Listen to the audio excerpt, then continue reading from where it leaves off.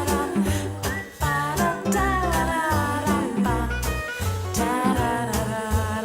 有什么 kopi offer 我们一定去的，因为喜欢嘛。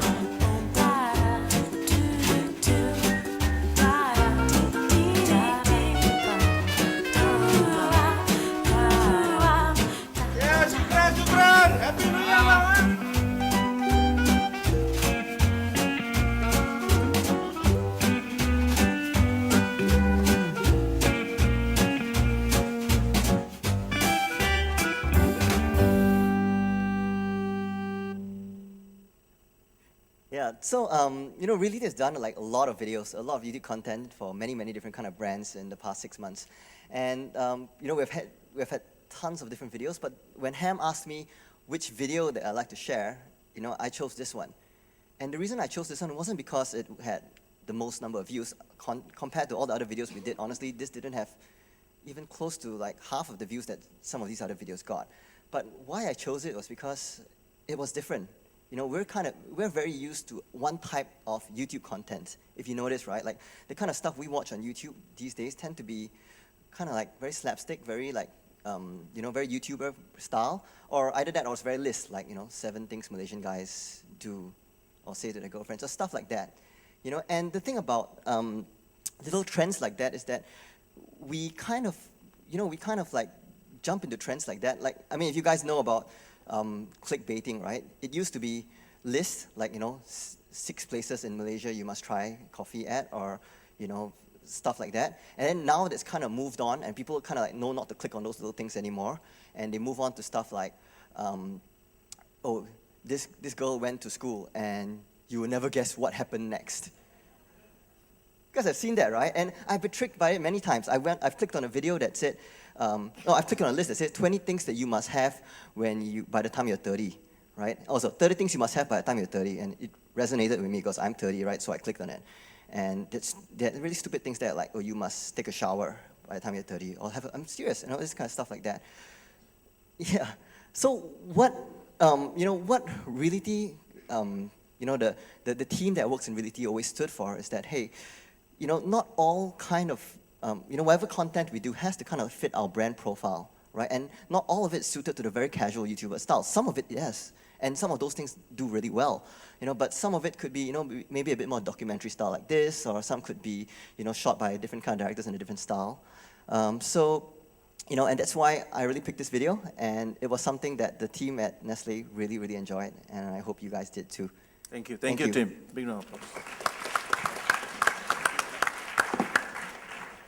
Harry, can I come to you now? Yes, you represent one of the largest advertisers in the world, and please share your story. You've been now in Malaysia now 1 year? Thank you. Thank you. Thank you. Yeah, I guess the biggest challenge faced by FMCG like us is that the world we live in is changing at the pace unprecedented, which is we never seen before. We discussed this morning about traditional channel, digital, which is the new phenomena, etc. In fact, last week I attended the MAA forum, and there is the Coca-Cola leaders of China share. It's a very interesting point about the way people communicate. He said, before mankind invent TV or those channels, people tend to communicate one-on-one. And then when the TV, everything coming to the pictures, that is where the communication become one to mass. There is the golden age for FMCG like us, because we can find an efficient way to communicate to our people, to our consumers. Today, he said, is a mass one-on-one. So it's coming back to one-on-one, but in the massive global scale, never before, with the social media, etc. So the challenge is how we can reach them. So the first challenge, of course. And then how we can be relevant to them, the second challenge, because we are no longer able to drive the agenda. It is the people driving the agenda. So to answer that, I give a live example. This is about Cornetto. I'm sure all of you know Cornetto, ice cream. Ice cream has a very unique insights. if I ask Malaysian consumers, do you love ice cream? Oh yeah, I love ice cream. I love strawberry ice cream. I love chocolate, blah, blah, blah, blah. 90% of people loves ice cream, more than 90%. And then if I ask the question, okay, did you buy ice cream in the past week? And then, okay. So the answer is, the ice cream may be a category that loved by the consumers, but that necessarily they buy it. So that is the biggest challenge. So then, how we want to sort of like change the situation, right? Cornetto, by the way, is an ice cream for teenagers. So we position that for teens. In the old way, that is easy answer. We do a market development, TV commercial, etc. We brief the agency, etc., and we air. We do a 360 campaign on how good Cornetto is, how it is relevant to eat between your best friend moments or something like that, right? If we do that, surely failure. Why? Because teens maybe I said, is the least group that really watch TV at the moment. If you observe them, even they do a homework, they have a multiple screen in their laptop, you know. One is the homework, one is the Facebook, and then the chatters, everything. So they are the one who needs to watch TV. So then how we can sort of like, you know, touch them. So that is the first answer that we got. Okay, digital is the starting point because they are really a digital world savvy. So we decide that is the platform that we are going to start. Then how we can be part of their conversation. Because, you know, participate in digital only, it's not the answer. You know, people want content or story which is relevant to their life story, to their society. So we find out that actually there is one universal language of teens, which is idol. You know, at some point of time they always have, you know, idol. You know, a fan to things or fan to someone. Then what we decided that, okay, maybe we invite Taylor Swift. You know, Taylor Swift is the artist, the singer, which is very popular. We sure know that if we do that, I'm sure the teens here will relate with Taylor Swift. Okay, so we start the journey by putting the teaser in a digital world. Not putting the names whatsoever, it's just a silhouette of Taylor Swift, and we say, she is coming to town. Okay, because teenagers, you don't have to be too obvious. They want to know the answer. They will seek the information. Who is this? Is this my fan, my idol, or something like that? So that is the time when we have the first attention from them. Okay, because that start to create some conversation.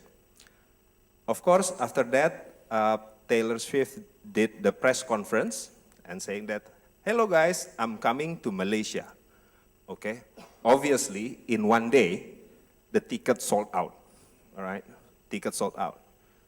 And then, we appear again in digital. Hello, this is Cornetto. Are you watching Taylor Swift? And by the way, we can give you a free tickets, something like that. Then, you know, the full attention start to be sort of like in place. Yeah. Because they want to know, how I get the tickets, is there any way, something like that. And that is the moment where we create the experience which is relevant to them, because teens love some adventurous, they love to enjoy some winning stuff that the friends cannot do and then share it, right? Those sort of like a sweet spots. So we create this mechanism, you know, sort of like, you know, do you know that in the Cornetto there is some code, if you text, you'll get points, you can get free tickets, etc. Or you take a picture through Twitter, share it, you know, with the Taylor Swift, whatever, things, pictures or something like that.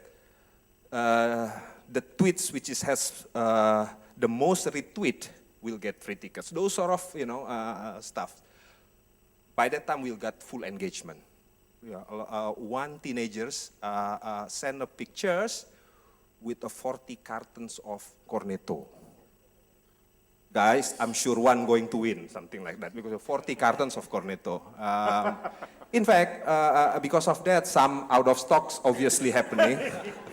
But then they also tweet sharing in the wall saying that, look guys, if you still look for Cornetto, here, the outlet nearby my home, you know, there is still Cornetto, go there, something like that. So we create that conversation.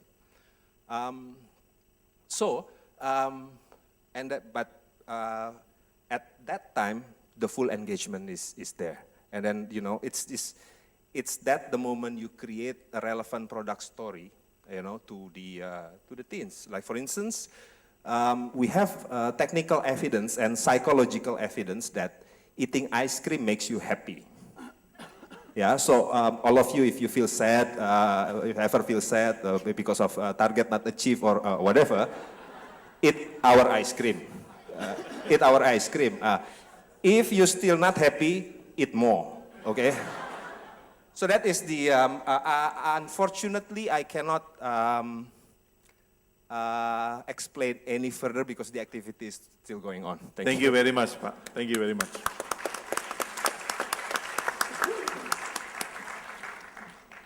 Okay, I'll come to you now, Mehdi. Don't worry, Ezra, I'm coming to you also. I think. You want to say something before I play the video? Yeah, so I know we'll have a lot of advertising today, so I thought maybe we can watch something a little bit different. Just a bit of context. This is quite old campaign. It had been done in 2011, so I'm from Tunisia, and in 2011, maybe some of you know that the so-called Arab Spring started there. So we were in a situation where the revolution happened, people went out to the street, and of course the first thing they did, they burned all the big posters of the dictator. 9 months after that, we went from a country with one political party to 147 political parties. In 6 months, seriously. And we had an election. People who never voted in their life, they were like, oh, now we have to vote.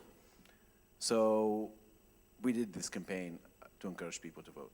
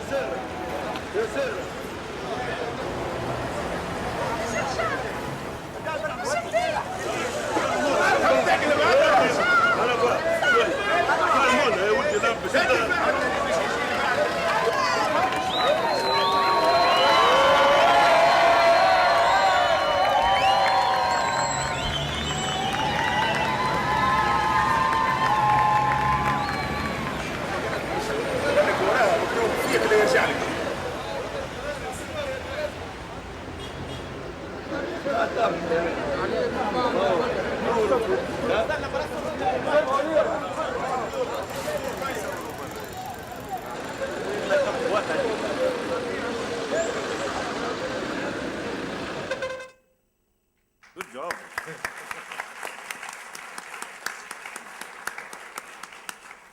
So to answer your question, if we had any problem with the police, that was the most scared time in my life. We had the army, literally, the guy was like, what the hell are you doing there? It was 6 a.m. So we had to explain what we were doing. And the tension was super high, I mean, but it was an amazing day.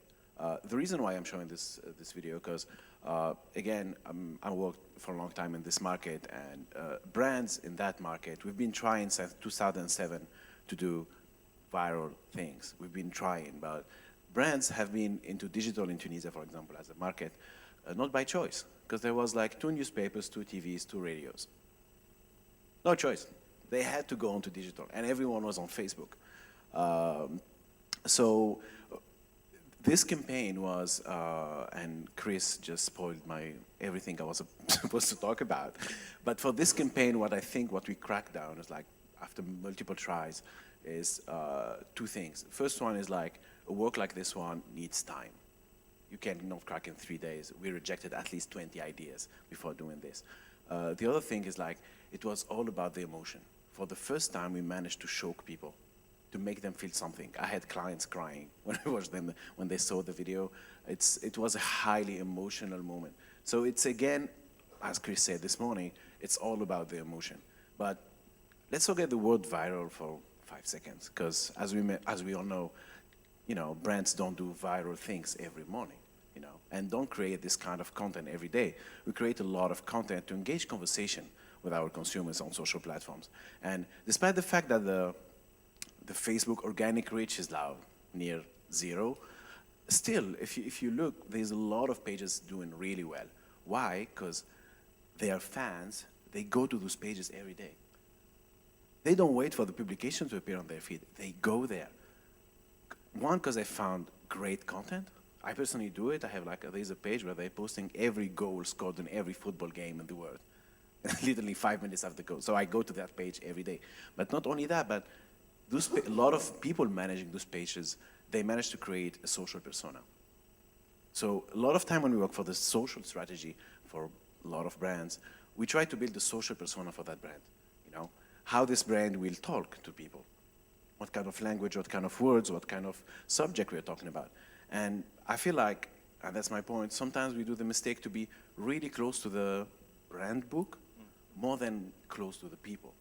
We try to recreate the brand values in the way the brand talks to those people, and we forget that we might sound boring a little bit. So I think that today, with all the evolution for social, and again, let's forget about the viral thing, because the reality is like on a daily basis, we are not supposed to create viral video that reach million views. We are supposed to create content that engage a maximum of our audience. And this content, I think that like Google have a policy of like, don't be evil. Every brand have to have a social persona with a policy saying, don't be boring. Just find the right way to talk people, the right words. If you make it funny, it's funny. If you make it serious, it could be serious, but it could be super engaging with people. So it's the strategic part, I feel, it's a lot of times missing, where brands focus more on the content creation more than the rational and building the social persona. Today, we need people to go to that page because they want to talk to that brand. They know there is someone answering, but they need a conversation. They need to make it funny or interesting or whatever, and they need debate. Like Chris this morning was talking about Jonah Berger, and he just released in a book explaining that controversy is a great thing if you want your content to be viral, if you want people to talk. So you need to give that spark to people. Why should I comment? Because it's touching in a way. Does it make me angry? Does it make me happy? Does it make, whatever emotion? And all this cannot be random. Cannot be like, oh, today I'll be ranting about everything and tomorrow I'll be super, funny. We need to find a social persona that is true to the brand value, but at the same time, be really close to what our consumer want to hear. That's it. Fantastic, fantastic. Thank you, Mehdi. Any questions? No questions. Okay, we'll come to Ezra now. I'm sure you all know Ezra. Ezra makes us all laugh. He has a famous show called The Effing Show. He also saw a radio presenter on BFM, I believe. You have your own show, yeah? And I got to get back to the station very shortly, but yeah. Sorry? Just kidding. So I have a video that Ezra has sent to me, but maybe you want to talk about it? Talk it through. Yeah, sure. Firstly, Ham, thanks very much for inviting me to this event. I got here a bit late about, prior to lunch. Some of the topics and the salient points that have been raised have been really, really terrific. Everybody on this panel is just, much smarter and much more articulate in trying to sort of put out some of these really important things. We had Anthony and Johan talk about storytelling and how important that is. And what I do in my work, and I'm very lucky to do so, is to create content. Creating content and what I want to talk about today is about creating content in the Malaysian landscape. Creating content in Malaysia is quite tough. I create content for a radio station, and I also create content for a digital media agency that I own with my business partner, and we work with brands in trying to create social media strategies and trying to create content that is engaging for their respective consumers.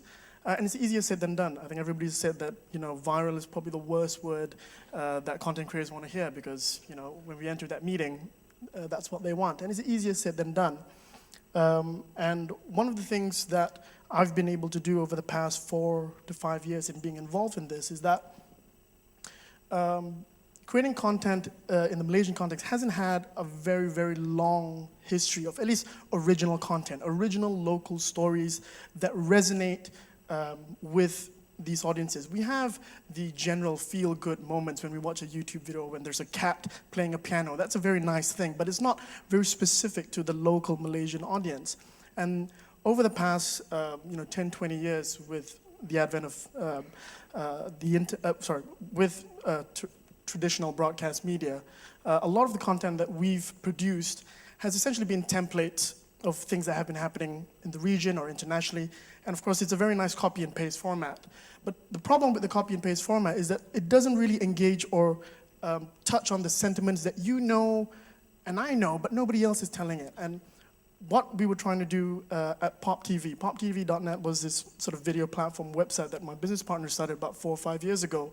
And in Malaysia, when the broadband penetration wasn't that great, at that time, blogs were in. That's how long ago it was. And YouTube was certainly present, but a lot of people weren't sort of getting hooked on it at that point in time. It was at that point in time when Hardesh, my business partner, said, look, let's create some content. Very simple, some music, some current affairs. And he asked me, hey, Ezra, do you want to have your own channel and create some content that you like? And so that's how I came about creating this show called That Effing Show. And for those of you who are not familiar, That Effing Show is basically an online show that pokes fun at politicians and the government and essentially anything that seems really stupid in the public sphere. And in the Malaysian context, that's like a lot. So with that, there's a lot of material. And what was really interesting about doing it online is I knew that the things that I would say and produce online would nowhere near be acceptable if I went to Media Prima, if I went to Astro, if I went to RTM, not a chance. So we were trying to sort of create this content that was engaging, was speaking to people that everybody knows what it is, but the problem about the Malaysian context and certainly censorship in this country for the past 2 decades has stifled creativity, and creativity is the anchor of when you're creating content.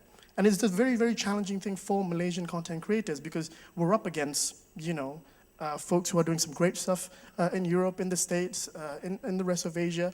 And so as a result, we've been exposed to the redundant things, and one of the things that I want to show you after this is not a video from The Effing Show, which probably will get us all in trouble, but what I wanted to show was that there is this circle jerk of what happens when content creators enter into those meetings with agencies and the product management. It's a very frustrating thing, not just for the content creators, but for everybody else, because everybody wants to do something similar. Everybody wants to do something different, but you end up, 6 months later, kind of doing the same thing. What I wanted to show you was, this is not for a brand, this is just completely for our, pat on the back, because we like making fun of people and stuff. And so the video I'm going to show you is Iklan Raya Yang Paling Sedih. Iklan Raya Yang Paling Sedih, for those who are not familiar with the Malay language, is the saddest Raya ad of all time. Now, Raya ads traditionally in Malaysia are very, very sad. You think of that Yasmin Ahmad feel, you think of things, there's going to be somebody crying, a grandmother who's not well, and kids who just don't care about their family, and a lorry accident. That's what happens. Now, this video that I'm going to show you is essentially taking the piss out of that entire process from the creative guys, the marketing guys, and even the actors who are on the forefront of that whole thing. And so seeing that we were at a marketing conference, I thought it'd be sort of quite fun to share this with you.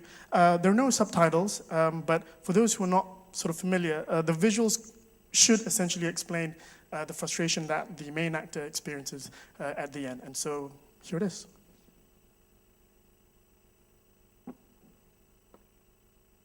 And action. Ini kisah seorang anak yang baik dengan keluarga yang bangga dengan pencapaiannya. Cut! Oh, whoa, guy. You don't yell cut, I yell cut. What's wrong? What don't? No, it's alright, commercial. It's supposed to be sad. Sad like, okay, you poor child. No, sad. but not sad. Okay, often version. Alright, guys, often version. Chief, what about? Everyone's dead. These are often. Okay, bro, so remember, family all dead. Okay? Oh, my all family. dead. Yes, all dead. Alright? Okay. Arm movement was good. Straight into it. Standing by. Bro, okay, ready? Roll camera. And action.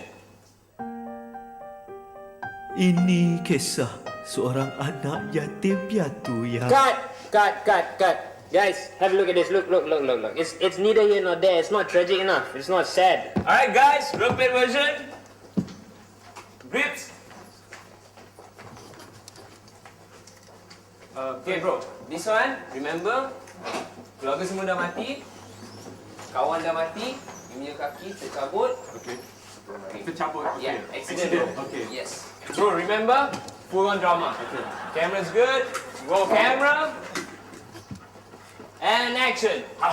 Ini kisah seorang yatim piatu yang baru kehilangan tunang dan juga kakinya selepas aksiden motosikal yang tragik. Cut! More drama. Okay, gangsters. Alright, gangsters on set. Roll camera. And action. Ini kisah seorang yatim piatu yang kehilangan tunang dan kakinya selepas aksiden motosikal yang tragik sewaktu melarikan diri dari geng satu Malaysia yang pegang kampung baru, Jinjang dan Sentul. Woi! Apa salah kau nak buat aku menderita macam ni, ha? Seriously, ha? Thank you. Ni raya ni apa salah nak sedih-sedih? Kenapa nak tunjuk orang tak ada duit? Lepas tu kena jahit-jahit baju. Bapak tunggu atas pangkin sebab mak dah mati, cakap pasal burung murai ke apa entah. Lepas tu mak tunggu anak tak balik kampung sebab tak telefon. Kita kena, raya ni kena rasa gembira lah sikit. Ni iklan apa ni, bro? Yeah, you're absolutely right. I absolutely feel what you're saying. Let's go for one more take. Yeah. Change. Get the backup talent. Let's get Sideshow Bob home. Alright, guys. Change talent. No, we do one more take lah. Department reset, yeah? Okay. Bro. Terima kasih, ya. Hey, no, I get it already. I know this is my fiance. Okay, Guys, bring on the other. We'll do one more take. Talent, yeah? Alright, bro. Remember, let's clear Jamal. Hey, guys, straight into it. Okay, bro. Terima kasih. You can just leave it here. It's okay. Hey, really, come on. Papa, come on.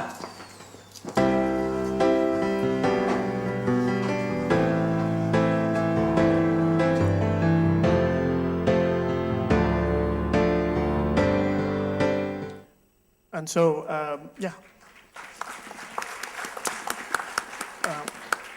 just to a quick translation. So the rant at the end by the actor is essentially, asking, Raya or the celebration of Eid, after a month of fasting is supposed to be a joyous occasion, but the go-to thing when it comes to brands producing, content for that moment seems to be, anchored in sadness, which is certainly a warm, fuzzy feeling, but the question I guess we're trying to ask is, are there different varieties of sentiments and emotions that we can engage with our audiences? And I think it's something that Ahmad Izam Omar mentioned earlier. There's a rich diversity of audiences out there, and I think once you start pigeonholing what people feel that they should experience during a particular thing, and this doesn't just relate to ads per se, but just generally when it comes to news or when it comes to entertainment or when it comes to infotainment, there's got to be a greater attempt at trying to create something that is a bit of a risk. And within the company that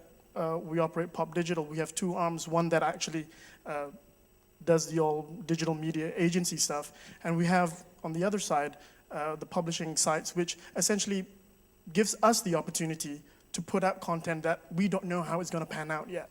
But it at least shows to the clients and all the agencies that, look, we're not asking you just to take a risk because it's your money. We're taking a risk as well because we have got to create an audience. We've got to create and build on sentiments that we know are out there but haven't been tapped into.